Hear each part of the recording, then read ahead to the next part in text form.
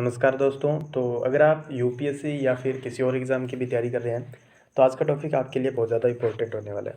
आज हम डिस्कस करेंगे म्यूचुअल फंड और ईटीएफ के बारे में। इसमें हम देखेंगे कि म्यूचुअल फंड क्या होता है, इसके अंदर क्या क्या स्कीम होती है, म्यूचुअल फंड में आप किस किस टाइप से निवेश कर सकते हैं, और भी बहुत सारे जो फैक्ट हो गए और चीज़ें होंगी वो सब हम डिस्कस करने वाले हैं। इसके अलावा हम ईटीएफ भी देखेंगे कि ये म्यूचुअल फंड जैसा ही दिखता है, लेकिन ये इससे अलग क्यों है, इससे रिलेटेड एग्जाम में क्वेश्चन भी पूछते हैं कि म्यूचुअल फंड और ईटीएफ में डिफरेंस क्या है, और ऑब्जेक्टिव क्वेश्चन है वो भी पूछे जाते हैं। तो वो भी हम पूरा समझेंगे और पूरा डिटेल से करने वाले हैं, साथ साथ में आपके शॉर्ट नोट्स भी इसमें बन जाएंगे। तो हम पूरा स्टार्ट करेंगे और एकदम बेसिक से देखेंगे इसको, ठीक है। तो चलिए सबसे पहले हम देखते हैं म्यूचुअल फंड के बारे में। म्यूचुअल फंड, तो इसमें हम क्या क्या देखेंगे। सबसे पहले देखेंगे बेसिक फैक्ट, उसके बाद क्या देखेंगे, उसके बाद देखेंगे कि जो ये म्यूचुअल फंड होता है ये क्या होती है, ठीक है। उसके बाद हम क्या देखेंगे, इसके बाद देखेंगे इसके अंदर कौन कौन सी स्कीम है आपकी निवेश करने की। स्कीम देख ली, फिर क्या देखेंगे हम, स्कीम देखने के बाद हम ये भी देखेंगे कि इसके टाइप कौन कौन से होते हैं, ठीक है। और इसके अलावा कुछ अदर चीज़ें हैं वो भी देख लेंगे इसके अंदर, वो ठीक है।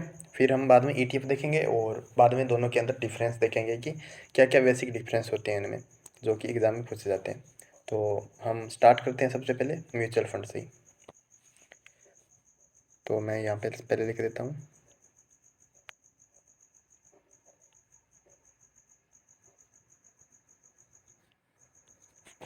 तो सबसे पहली चीज़ देखिए, इसकी नियामक संस्था कौन सी होती है। नियामक संस्था, इसकी नियामक होती है सेबी, ठीक। और इसके बाद बात करें, जो म्यूचुअल फंड कंपनी है इसको क्या बोलते हैं, इसको ट्रस्टी बोला जाता है, या फिर आप इसको हिंदी के अंदर शुद्ध हिंदी में बोले तो न्यासी भी बोल सकते हैं। ट्रस्टी या न्यासी है, इस कंपनी को बोला जाता है। और ये कंपनी कौन सी होती है, ये कंपनी होती है एएमसी कंपनी है। एएमसी कंपनी कौन सी होती है, जो एसेट को मैनेजमेंट करती है, एसेट मैनेजमेंट कंपनी,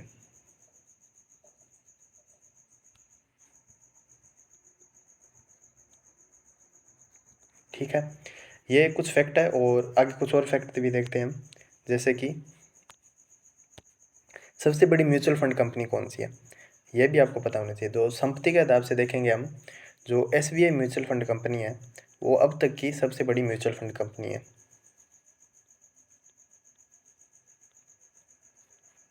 ठीक है। SBI mutual fund company.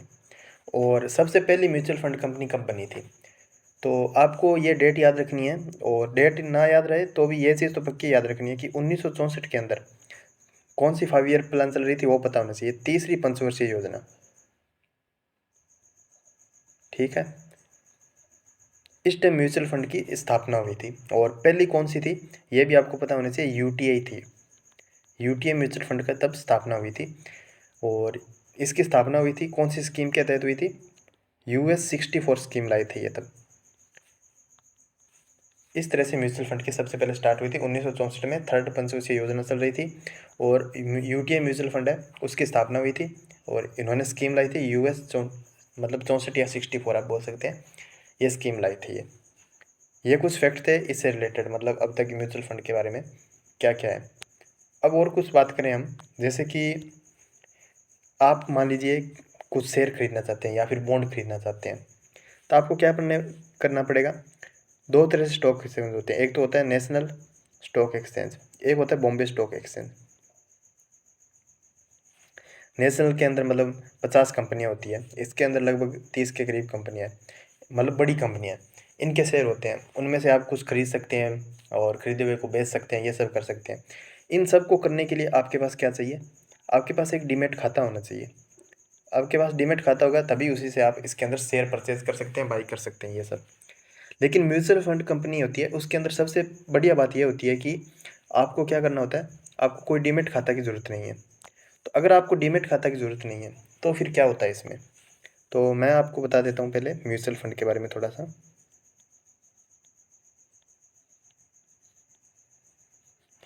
Mutual fund में क्या होता है, जैसे कि आपको आपकी इच्छा है कि आप कोई शेयर खरीदें या फिर कुछ बॉन्ड खरीदें, लेकिन क्या है कि आपको नॉलेज नहीं है शेयर खरीदने का। कोई भी शेयर खरीदना है आपको, मान लीजिए टाटा का खरीदना है या फिर किसी और का, लेकिन आपको पता नहीं है कि कौन सा शेयर खरीदना है। या फिर मैं मतलब मान लीजिए आपके पास 10,000 रुपये हैं और इस 10,000 से आपको लाभ कमाना है, ठीक है, प्रॉफिट कमाना है। तो आपको ये तो पता है कि आप अगर मतलब शेयर मार्केट में निवेश करेंगे तो आपको लाभ हो सकता है, काफ़ी लोगों को होता है, लेकिन आपको वो तरीका नहीं पता है किस तरह से लाभ होगा। तो आपको लाभ का पता नहीं है, तो म्यूचुअल फंड में आप निवेश कर सकते हैं। और जैसे आप म्यूचुअल फंड में निवेश करोगे तो यहाँ पे क्या होगा, यहाँ पे जो एएमसी कंपनी होती है, एसेट मैनेजमेंट कंपनी, ये क्या करती है, आपको आपका जो भी मतलब शेयर आपने जितने का निवेश किया, 10,000 का, 5,000 का, कितने का भी जिस एसेट के अंदर निवेश किया, तो ये आपको क्या करेगा, उसके बदले आपको यूनिट प्रदान करेगा। और उन यूनिट का वैल्यू होती है, मान लीजिए अभी म्यूचुअल फंड के अंदर आपने जो भी एसेट के अंदर निवेश किया है उसमें उसकी एनएवी होती है, मान लीजिए, वो आगे मैं बताऊंगा पूरे डिटेल से। मान लीजिए अभी 20 रुपये उसकी है एनएवी, ठीक है, और आपने जो भी 10,000 निवेश किया था उसके अंदर इस 20 का भाग लगेगा, और आपको मान लीजिए 500 यूनिट मिली है। आपको ये यूनिट आपके मतलब उस खाते में पड़ी रहेगी, आपका म्यूचुअल फंड खाता है। भविष्य के अंदर एनएवी मान लीजिए 20 से कितनी हो गई, 40 हो गई, तो आपको कितने का लाभ हो गया फिर। आपको देखिए, आपको 20,000 रुपये का यहाँ पे प्रतिफल हो रहा है अगर आप म्यूचुअल फंड में इसको बेच देंगे तो अपने यूनिट को। जैसे बेचोगे तो आपने 10,000 का निवेश किया था और आपको कितने मिल रहे हैं, 20,000 मिल रहे हैं, तो आपको क्या हो रहा है, 10,000 का फ़ायदा हो रहा है। तो इस तरह से आपको फ़ायदा हो सकता है, लेकिन इस पूरी प्रक्रिया में देखिए आपने कहीं भी शेयर का परचेज किए नहीं है, तो आपको फिर शेयर से लाभ कैसे हो रहा है। तो लाभ इसमें ऐसे हो रहा है कि जो ये एएमसी कंपनी होती है, एएमसी कंपनी होती है, इसके अंदर एक सक्रिय कोष प्रबंधक होता है। वो सब कुछ देखता रहता है, क्या देखता रहता है, शेयर की वैल्यू वगैरह होगी, और भी डाटा हो गया, सब कुछ एकदम बढ़िया से जो भी चीज़ें होती हैं उनका अध्ययन करता है, और उसके हिसाब से शेयर वगैरह होते हैं वो खरीदता है, बॉन्ड खरीदता है और चीज़ें खरीदता है। और बाद में जो भी प्रतिफल होता है इसको लाभ मिलता है, उस प्रतिफल का कुछ हिस्सा तो खुद रखता है ये कोष प्रबंधक, बाकी जो भी इसके निवेशक होते हैं म्यूचुअल फंड में उन सबको बांट देता है बराबर बराबर में, या फिर जिसका जितना हिस्सा होता है उस हिसाब से। तो आपको जो यूनिट मिली होती है, आपने जितनी भी यूनिट मिली है, 500 मिली थी, तो उसके अंदर आपको ये प्रतिफल होता है, फिर एनएवी के हिसाब से आपको मिल जाता है। तो ये इसका काम होता है। तो आपको यहाँ पे कुछ भी काम नहीं करना पड़ता, देखिए, क्योंकि पूरा शेयर मार्केट के अंदर ब्यौरा वगैरह कौन रखता है, ये एएमसी वाला रखता है, और एनएवी की वैल्यू होती है वो दिन में एक बार आपकी मतलब अपडेट कर देता है कि आपकी एनएवी अभी इतनी है। तो इस तरह से आप इसमें निवेश कर सकते हैं। तो एनएवी क्या है और चीज़ें क्या है वो सब मैं बताता हूँ आपको कि इसमें निवेश कैसे होता है वो सभी। तो सबसे पहले तो आपको मैंने कहा कि इसमें आप म्यूचुअल फंड में अपना खाता बना के निवेश कर सकते हैं, और निवेश करते हैं तो आपको क्या मिलती है, यूनिट मिलती है। मैंने आपको यूनिट का बोला, तो यूनिट क्या होती है ये भी तो आपको पता होना चाहिए। यूनिट ये होती है कि आपको मान लीजिए कोई भी निवेश करना है, कितने भी रुपए, जितने भी आपको निवेश करने हैं वो हम ऊपर रखते हैं और नीचे वो एनएवी से भाग देते हैं। अब बार बार मैं बोल रहा हूँ एनएवी एनएवी, तो एनएवी क्या है, एनएवी बोलते हैं नेट एसेट वैल्यू को, नेट एसेट वैल्यू को। अब ये नेट एसेट वैल्यू क्या है, यानी उस समय जो एसेट की जो भी इस म्यूचुअल फंड में जो भी वैल्यू चल रही है वो है। जैसे कि मान लीजिए अभी नेट एसेट वैल्यू 20 रुपये है, जिस भी एसेट में आपको निवेश करना है, ठीक है, 20 रुपये है इसकी, और आपको निवेश करना है, जब भी अभी पीछे हमने एग्जांपल लिया था कितने का, 10,000 का लिया, तो वो 10,000 मैं यहाँ पे लिख देता हूँ। अब देखिए ऊपर निवेश रखना है, नीचे हमें क्या रखना है, एनएवी की वैल्यू।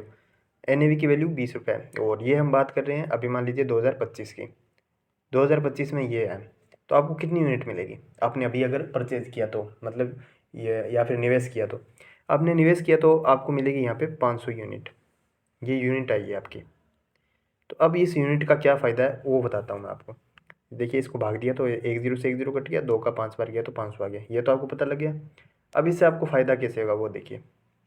तो इससे फ़ायदा आपको ऐसा होगा कि 2025 में आपके पास कितनी यूनिट है, 500, ठीक है।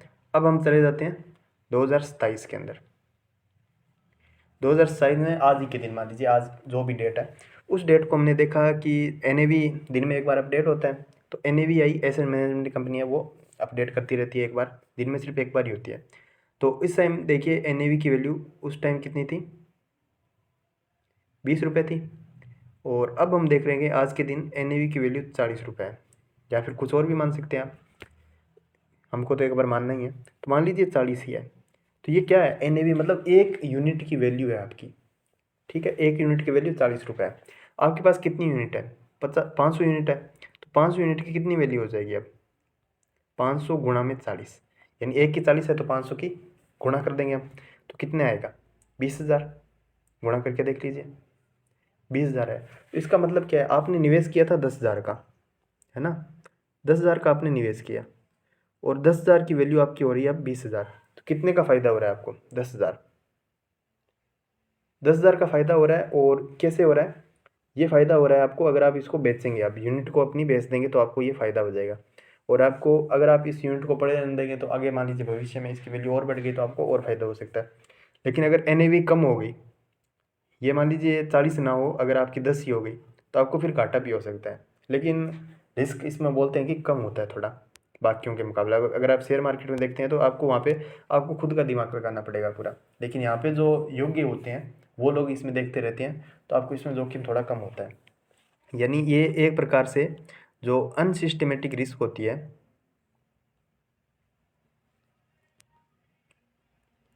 इसको कम कर देता है। लेकिन जो सिस्टमेटिक रिस्क होता है वो म्यूचुअल फंड कभी कम नहीं कर सकता, क्योंकि वो तो होनी होती है, तो ये इसमें कर सकता है।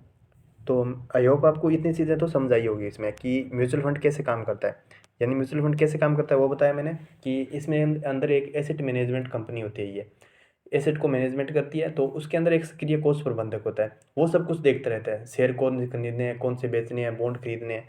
आपको क्या करना होता है, आपको बस निवेश करना होता है, और निवेश के बदले आपको क्या मिलती है, यूनिट मिलती है, और उस यूनिट की आपको एक वैल्यू मिल जाती है, जैसे कि एनएवी कितने भी हो, 20 रुपये हो, 40 रुपये हो, वो मिल गई। और भविष्य के अंदर फिर उस एनएवी में अगर मान लीजिए उछाल हो जाता है, वैल्यू बढ़ जाती है, तो आप अपने मतलब यूनिट को बेच के इसमें लाभ कमा सकते हैं। इसमें आगे किस तरह से निवेश होता है, लॉन्ग टर्म में और शॉर्ट टर्म क्या होता है, वो सब मैं आपको बता दूंगा। तो ये तो आपको समझ आ गया होगा। अब इसके अंदर कौन कौन सी स्कीम होती है वो बता देता हूँ मैं आपको, वो काफ़ी इंपॉर्टेंट है। तो हम बात करते हैं स्कीम के बारे में, इसमें कौन कौन सी स्कीम होती है। स्कीम की हम बात करें,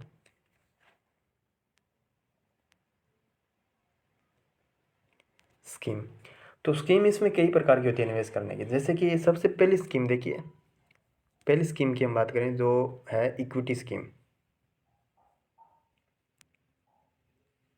इक्विटी स्कीम में क्या होता है, इक्विटी जैसे कि शेयर क्या होते हैं, एक प्रकार की इक्विटी अवधारणा होती है। तो इक्विटी के अंदर क्या होता है, आप मतलब इसमें इक्विटी में 65% तक निवेश कर सकते हैं। तो शेयर के अंदर जो निवेश करते हैं, तो शेयर की कई बार क्या होता है, वैल्यू अचानक से गिर भी सकती है, बढ़ भी सकती है, कुछ भी हो सकता है। तो इसके अंदर जोखिम बहुत ज़्यादा होता है, सबसे ज़्यादा जोखिम होता है यहाँ पे। 65% तक इक्विटी में निवेश हो रहा है। आप मतलब आप तो 10,000 का निवेश करेंगे, लेकिन आपसे पूछते हैं कि किस में करना चाहते हैं, मतलब म्यूचुअल फंड वाले उसमें आगे और शेयरों में करेंगे और चीज़ों में करें, तो किस चीज़ का प्रतिफल आपको ज़्यादा मिलना चाहिए, तो वो सब आप देखते हैं। तो आपने मान लीजिए इक्विटी अवधारणा के रूप में किया है, तो आपको मान लीजिए 65% है इक्विटी में, कम से कम है ये। अधिक से अधिक मान लीजिए आप कितना भी कर सकते हैं, 85% भी हो सकता है, 100% भी हो सकता है, कम से कम 65% इसमें होता है इक्विटी। तो इसमें जोखिम क्या होता है, ज़्यादा होता है। जोखिम ज़्यादा क्यों होता है, क्योंकि शेयर की वैल्यू गिर भी सकती है, जैसे कि डोनाल्ड ट्रंप कई बार कुछ बोल देते हैं, अचानक से आप देखते हैं शेयर मार्केट में एकदम से गिरावट आ जाती है, या फिर एकदम से उछाल आ जाता है, तो इसमें जोखिम ज़्यादा होता है। तो इसमें क्या हो सकता है, आपको या तो नुकसान होगा तो बहुत ज़्यादा हो जाएगा, या क्या हो जाएगा, आपको अगर लाभ मिलेगा तो भी बहुत ज़्यादा होगा। तो इसको नुकसान और लाभ को कैसे बोलते हैं, जैसे कि जोखिम ज़्यादा है तो उसको बोलते हैं बीटा, यानी आपका बीटा ज़्यादा होगा। और जब भी बीटा ज़्यादा होता है तो आपका अल्फा भी ज़्यादा हो सकता है, यानी प्रतिफल है वो भी ज़्यादा हो सकता है। जितना ज़्यादा जोखिम होता है तो आपका प्रतिफल बढ़ने की संभावना भी ज़्यादा होती है, यानी लाभ होता है वो भी बढ़ने की संभावना होती है इसमें। दूसरी स्कीम की हम बात करें, उसको बोलते हैं हम डेब्ट स्कीम। डेब्ट स्कीम, DEBT। डेब्ट स्कीम क्या होती है, इसके अंदर देखिए आप कम से कम 65% निवेश है वो किस में कर पाएंगे। इक्विटी के अंदर तो आपने 65% इक्विटी में किया था, लेकिन यहाँ पे आप 65% है वो बॉन्ड या डिबेंचर में कर पाएंगे।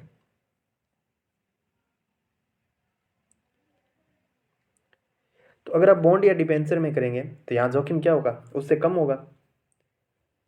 जोखिम कम होगा तो यहाँ पे आपको प्रतिफल यानी लाभ है वो भी कम मिलेगा। ये इसकी बात होगी। तीसरी स्कीम बात करें आपको, जो अगर आप मतलब म्यूचुअल फंड में निवेश कर रहे हैं, आप बैलेंस फंड के रूप में भी कर सकते हैं। अब बैलेंस फंड क्या होता है, यहाँ पे आप कम से कम जो 65% है अब कम से कम का बोल रहा हूँ तो मतलब 65% तो होना ही चाहिए, अनिवार्य है। इससे ज़्यादा भी आप कर सकते हैं, 75 हो गया, 70 हो गया, 85 हो गया, कितना भी, 82 हो गया। 65% कम से कम इक्विटी में निवेश होता है, ठीक है।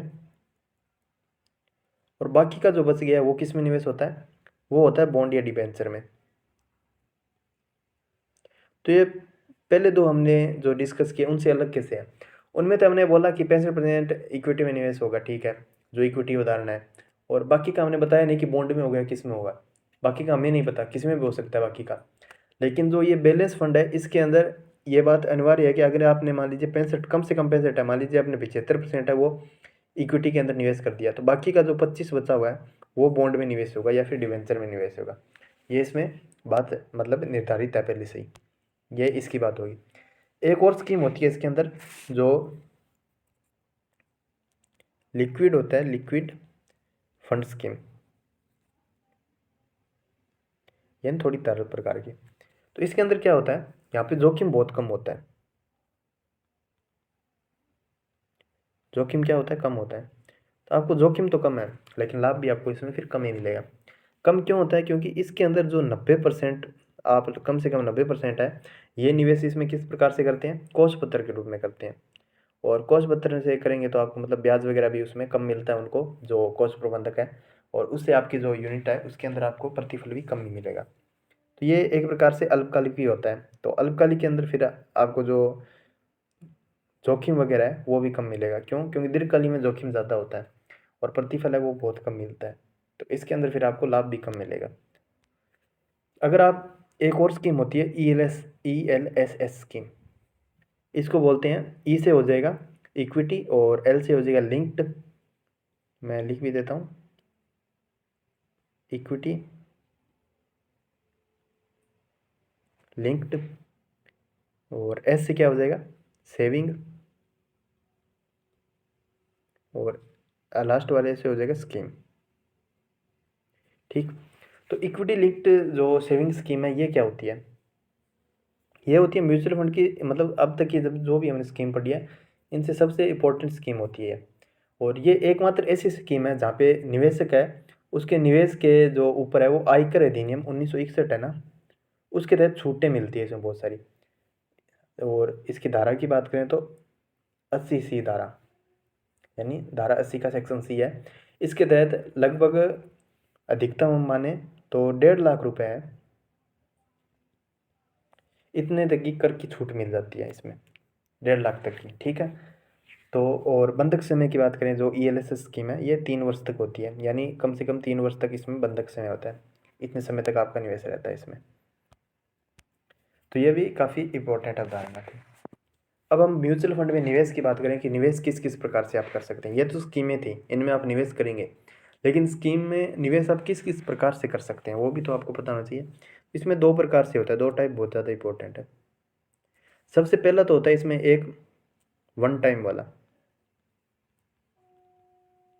एक तो होता है वन टाइम इन्वेस्टमेंट, एक बार में ही आपने जो आपको मतलब जो निवेश करना था वो कर दिया, आपको यूनिट मिल गई। अब दूसरी होती है वो, देखिए अगर आप मतलब छोटे निवेशक है, आपके पास इतने पैसे नहीं है, लेकिन आपके पास महीने की मान लीजिए सेविंग हो रही है, जैसे कि आप महीने के 30,000 रुपये कमा रहे हैं, ठीक है। 30,000 में से 20,000 रुपये आपके घर खर्च में निकल गए, लेकिन 10,000 रुपये आपके बच रहे हैं। ये 10,000 रुपये आप चाहते हैं कि म्यूचुअल फंड में निवेश कर दें और शेयर मार्केट से आपको लाभ भी मिल जाए वहाँ से। तो आपको अगर ये चाहिए तो इसके लिए दो चीज़ें होती है। एक तो होती है इसमें, एक तो होती है SIP, एक तो क्या होती है SIP, और एक होती है STP। तो SIP क्या होती है, SIP होती है जो सिस्टमेटिक जो इन्वेस्टमेंट प्लान होता है वो, और STP होता है सिस्टमेटिक ट्रांसफ़र प्लान है, यानी एक इन्वेस्टमेंट का एक ट्रांसफ़र का, ये दोनों।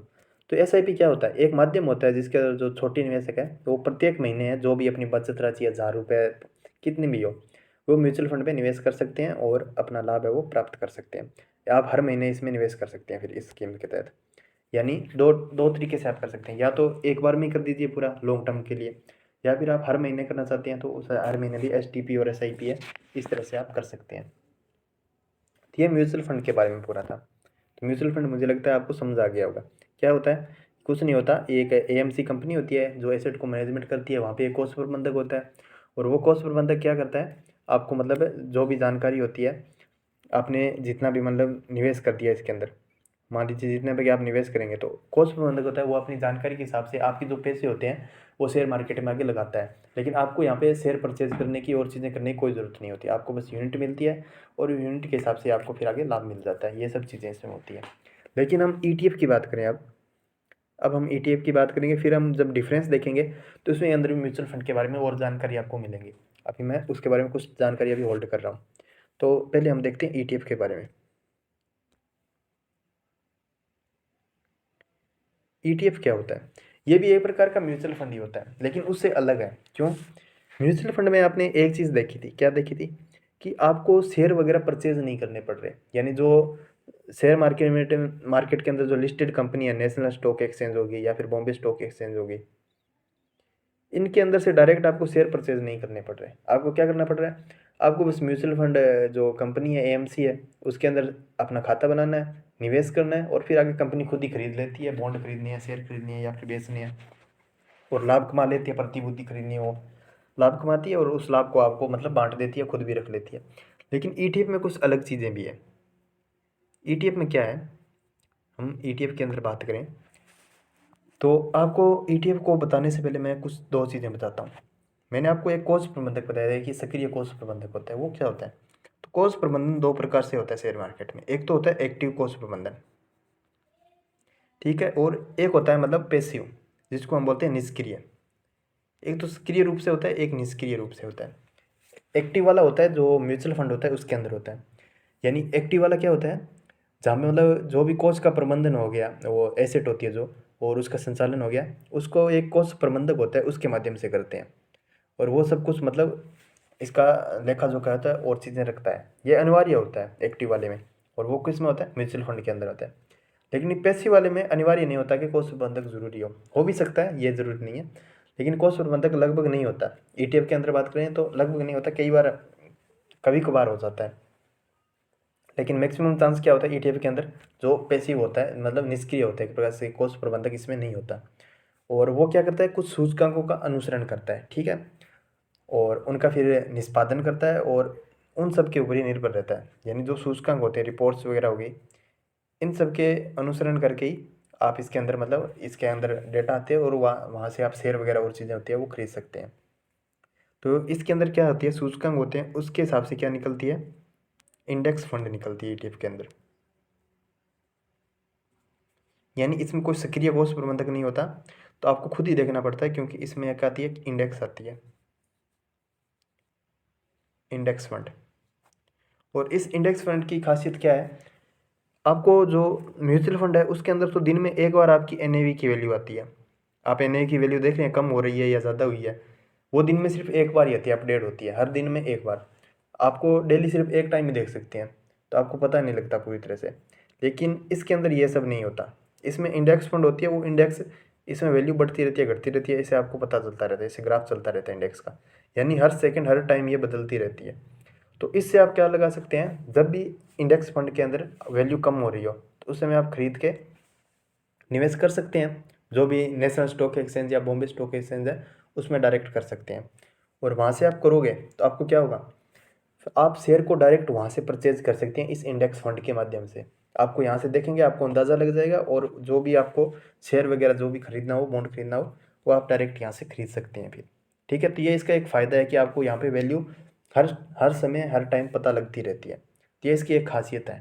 ठीक है, तो इसका नियामक कौन होता है ईडीएफ का, ईटीएफ का नियामक होता है सेबी, और म्यूचुअल फंड का भी सेबी है। ठीक है, और हम बात करें इसके अंदर, जो हम बोल रहे हैं कि मैंने बोला कि आप इंडेक्स फंड आती है, तो ईटीएफ के अंदर जो शेयर वगैरह होते हैं उन सब की बास्केट होती है, शेयर की हो गई या फिर बॉन्ड हो गई, जितने भी शेयर है। शेयर कौन कौन से, जो भी मतलब लिस्टेड के शेयर है, बॉम्बे स्टॉक एक्सचेंज या फिर नेशनल स्टॉक एक्सचेंज है, उन दोनों की कंपनियों के अंदर जो भी लिस्टेड बढ़िया बढ़िया शेयर है, जो भी और चीज़ें हैं, वो सब इसके अंदर एक बास्केट बनी हुई है, उन सब का वैल्यू है, वो सब इस इंडेक्स फंड के अंदर जो सूचकांक है वो देखता रहता है, इन सब का अनुसरण करता है, और इंडेक्स फंड में वैल्यू आती रहती है, वो फ्लक्चुएट भी होती रहती है। ठीक है, तो उसका अनुसरण करके आप फिर इनके अंदर लिस्टेड शेयर वगैरह है वो सब खरीद सकते हैं। इसके अंदर एक चीज़ और देखिए, जो ETF के अंदर शेयर या बॉन्ड है, या फिर इसमें आप एक और चीज़ भी कर सकते हैं, जैसे कि कुछ वस्तु होती है, जैसे वस्तु इसमें क्या क्या सोना वगैरह आभूषण है और चीज़ें हो गई, इनके रूप में भी आप निवेश कर सकते हैं। तो किस किस में निवेश कर सकते हैं ETF में आप, या तो शेयर के रूप में, बॉन्ड के रूप में, या फिर मतलब और की एसेट होती है, सोना वगैरह होगी वस्तु जैसे, इन सब में भी। ठीक है, तो अभी कौन कौन से ETF भारत के अंदर उपलब्ध है ये भी आपको बताना चाहिए।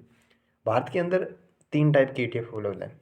एक तो शेयर वाला हो गया, ठीक है, दूसरा कौन सा हो गया, बॉन्ड वाला हो गया, और वस्तु के अंदर बात करें तो सिर्फ गोल्ड वाला है अभी। तो ये 3 टाइप से ETF भारत के अंदर अभी उपलब्ध है। ठीक है, 2021 के अंदर हम बात करें, जो हमारी भारत सरकार है, इन्होंने बॉन्ड ETF है इसको शुरू किया था, ये पहले नहीं था, 2021 में ये शुरू हुआ था, और जिसमें के अंदर हम सरकारी बॉन्ड है इसको शामिल कर सकते हैं। ठीक है, बॉन्ड ETF के अंदर, और क्रेडिट रेटिंग होती है उसके हिसाब से जिसकी यूज़ होती है आप उसको बाई कर सकते हैं, ये सब देख सकते हैं। ठीक है, अब हम बात करें इससे पहले कौन कौन सा था, शेयर वाला था, गोल्ड वाला था, बॉन्ड पहले नहीं था, 2021 में ये शामिल हुआ था, ये भी आपसे एग्जाम के अंदर पूछ सकते हैं।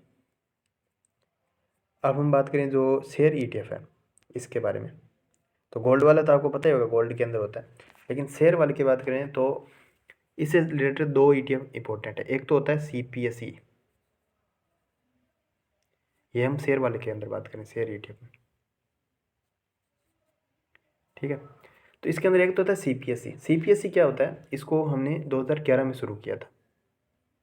ठीक है, 2011 में शुरू किया था, और इसके अंदर जो सेंट्रल पब्लिक सेक्टर होता है उसके जो क्षेत्र होते हैं वो शामिल होते हैं, और इसके PSU के कितने क्षेत्र शामिल है, 11 सार्वजनिक क्षेत्र है, ये इसके अंदर शामिल है शेयर वाले में। ठीक है, जो सार्वजनिक उपक्रम है ये इसके अंदर शामिल है। और दूसरा एक और होता है भारतीय ETF, शेयर वाले के अंदर बात कर रहे हैं, एक होता है इसके अंदर भारत 22 ETF।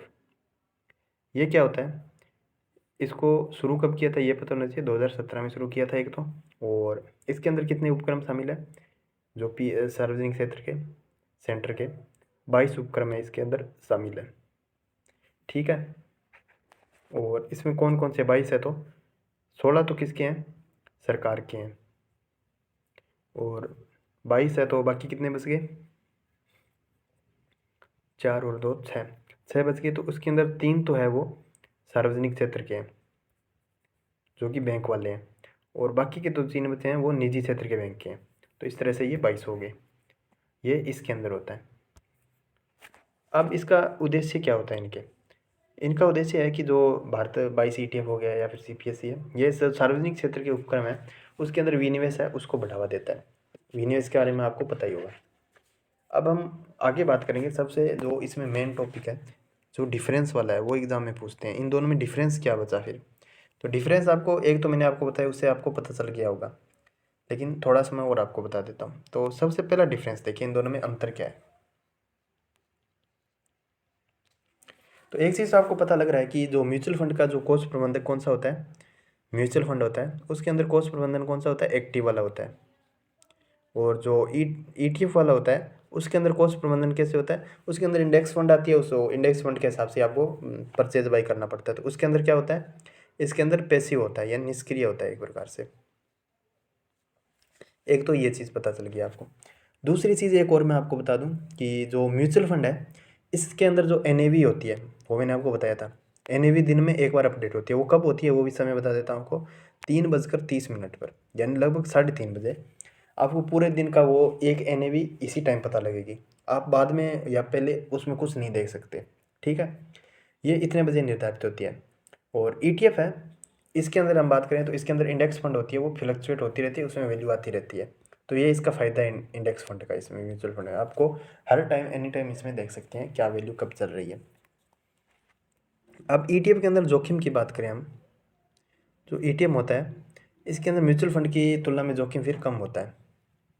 ठीक है, ये इसका एक फ़ायदा है। और म्यूचुअल फंड है इसकी तुलना में जो ETF में लागत होती है वो भी कम लगती है। लागत की बात करें ETF में, ये म्यूचुअल फंड की तुलना में क्या है, कम लगा सकते हैं। ठीक है, इसलिए ETF है वो म्यूचुअल फंड की तुलना में निवेशकों को अधिक प्रतिफल भी देता है, यानी लाभ होता है वो ETF में आपको म्यूचुअल फंड की तुलना में ज़्यादा मिलेगा। और क्योंकि इसमें आप शेयर को डायरेक्ट लिस्टिंग भी कर सकते हैं, ये इसका एक फ़ायदा भी है। म्यूचुअल फंड के लिए आपको पता है कि डीमैट खाता की ज़रूरत नहीं होती, लेकिन जो ETF होता है, मैंने आपको बताया ETF में क्या कर रहे हैं, इंडेक्स फंड से डायरेक्ट आप जो स्टॉक मार्केट के अंदर निवेश कर रहे हैं, यानी शेयर खरीद रहे हैं, डायरेक्ट शेयर खरीद रहे हैं आप, तो उनके स्टॉक्स डायरेक्ट आप यहाँ से इंडेक्स फंड से खरीद रहे हैं। तो इसके अंदर क्या है, आपको डीमैट खाता फिर बनाना पड़ेगा। ठीक है, क्योंकि डायरेक्ट आपको शेयर खरीदना है तो उसके लिए आपको डीमैट खाता होना ज़रूरी है। तो ये भी इसका क्या होगा, एक फ़ायदा हो गया। फ़ायदा हो गया, या फिर आप एक नुकसान भी मान सकते हैं अगर आपको बिल्कुल भी नॉलेज नहीं है तो, लेकिन आप इंडेक्स फंड को देख के उस तरह से इनका अनुमान लगा सकते हैं, आपको दिक्कत नहीं होती है इससे। तो ये मैंने आपको ETF म्यूचुअल फंड दोनों के बारे में डिफरेंस और पूरा डिटेल में जो भी एग्ज़ाम में पूछा जा सकता है वो सब कुछ मैंने आपको बता दिया। ETF की जानकारी भी बता दी, कब शुरू हुआ था और नियामक कौन है, और चीज़ें जो इसमें निवेश किस प्रकार से होता है वो सब मैंने आपको इसमें बता दिया है। तो इससे बार आपसे एग्ज़ाम में कुछ नहीं पूछा जाएगा। और उम्मीद करता हूँ आपको ये पूरा वीडियो अच्छा लगा होगा और समझ भी आया होगा। अगर आपको फिर भी कोई दिक्कत होती है और कुछ चीज़ें समझ नहीं हो तो अभी आप पूछ सकते हैं। और शॉर्ट रिवाइज करना हो तो मैं आपको बता देता हूँ ETF और म्यूचुअल फंड के बारे में। म्यूचुअल फंड में कौन सा होता है, एक्टिव कॉस्ट प्रबंधन होता है, और ETF में पैसिव वाला होता है। म्यूचुअल फंड में क्या होता है, आपको यूनिट मिलती है और उस यूनिट के हिसाब से ही NAV होता है, जो एसेट की वैल्यू होती है एक यूनिट की। मान लीजिए अभी कितनी चल रही है, 5-10 कितने भी रुपए चल रही है, भविष्य के अंदर मान लीजिए NAV बढ़ गई तो आपको क्या हो जाएगा, इसमें फ़ायदा हो जाएगा। और NAV बढ़ी नहीं, उतनी रही या फिर घट गई तो आपको नुकसान हो जाएगा। ETF में क्या होता है, ETF के अंदर आपको क्या होता है, इसके अंदर आप शेयर या फिर बॉन्ड होती है, इसके अंदर आप डायरेक्ट परचेज कर सकते हैं या बाई कर सकते हैं। तो उसके लिए आपको एक डीमैट खाता बनाना जरूरी होगा। कोष प्रबंधन इसमें निष्क्रिय रूप से होता है। निष्क्रिय कैसे, जो भी सूचकांक वगैरह होता है उनका अध्ययन करते हैं, उसके हिसाब से आपके क्या निकलती है, एक इंडेक्स फंड निकलती है। और ये इंडेक्स फंड होती है वो कई शेयर जो शेयर मार्केट के अंदर है, लिस्टेड कंपनी में शेयर है इंपॉर्टेंट, और जो भी बॉन्ड है उन सबको एक बास्केट बनी होती है, उस हिसाब से ये इंडेक्स फंड चलती रहती है। यानी शेयर की वैल्यू इनकी घट रही है, इनके बढ़ रही है, इस हिसाब से ये इंडेक्स फंड में वैल्यू आती रहती है, हर टाइम आती रहती है। तो आपको उससे एक अंदाज़ा लग जाता है कि आपको कौन सा शेयर बाई करना है, खरीदना है या फिर बेचना है, ये सब। और आप डायरेक्ट शेयर खरीद सकते हैं, मतलब जो स्टॉक मार्केट में लिस्टेड है, तो आप क्योंकि डीमैट खाता आपका बना हुआ है, तो इस तरह से आपको इसमें ETF में के अंदर लाभ भी ज़्यादा हो जाती है जो म्यूचुअल फंड है उसकी तुलना में। और जोखिम भी म्यूचुअल फंड से थोड़ा कम होता है, क्योंकि म्यूचुअल फंड में एक तो NAV होता है वो दिन में एक बार आती है, और इसके अलावा इसमें मतलब जो कोष प्रबंधक होता है सक्रिय रूप से होता है, लेकिन कोष प्रबंधक कहाँ पे निवेश कर रहा है, कुछ कर रहा है वो आपको पता नहीं है, लेकिन यहाँ पे आप निवेशक खुद होते हैं, यानी आपको खुद को करना होता है, आपके पास सब वैल्यू पड़ी हुई है। तो इस तरह से आपको इसमें फ़ायदा भी हो जाता है। बाकी कुछ और पूछना हो तो वो भी आप बता सकते हैं।